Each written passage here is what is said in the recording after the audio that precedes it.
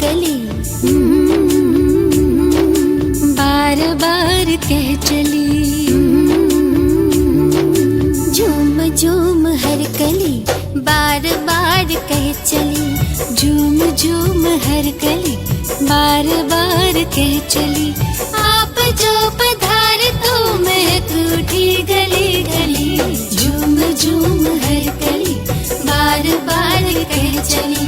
झूम झूम हर कली बार बार कह चली।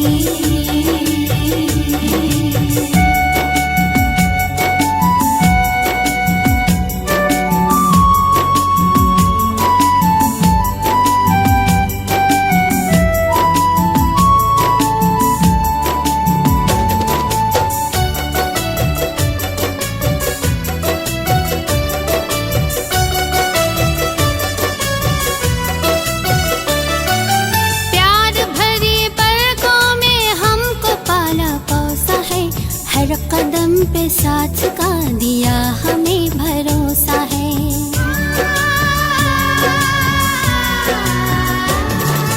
प्यार भरी पलकों में हमको पाला पोसा है।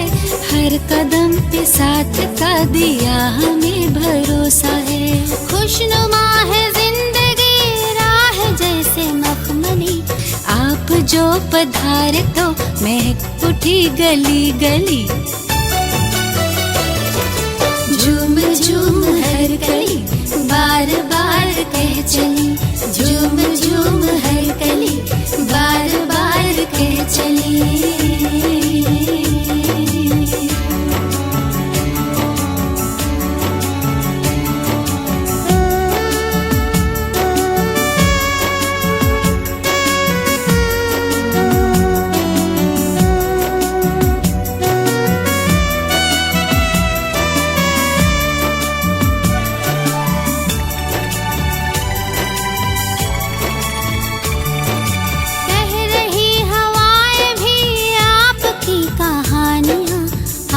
से बरस रही सब पे मेहरबानियाँ।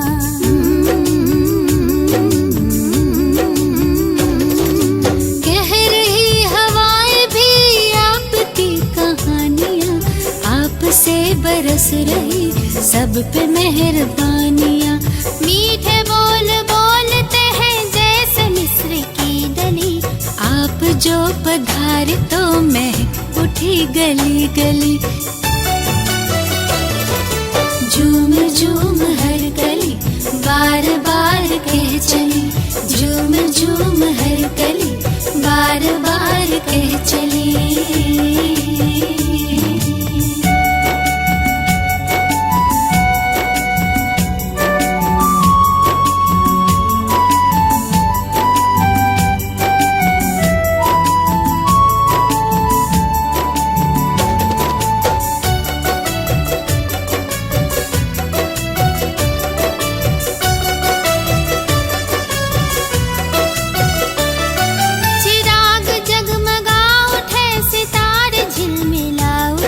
मिली खबर तो मिलने को फरिश्ते भी ललचा उठे।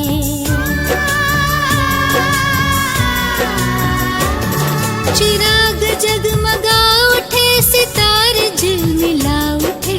मिली खबर तो मिलने को फरिश्ते भी ललचा उठे। आप में खुदा की शक्ल कितनी है घुली मिली।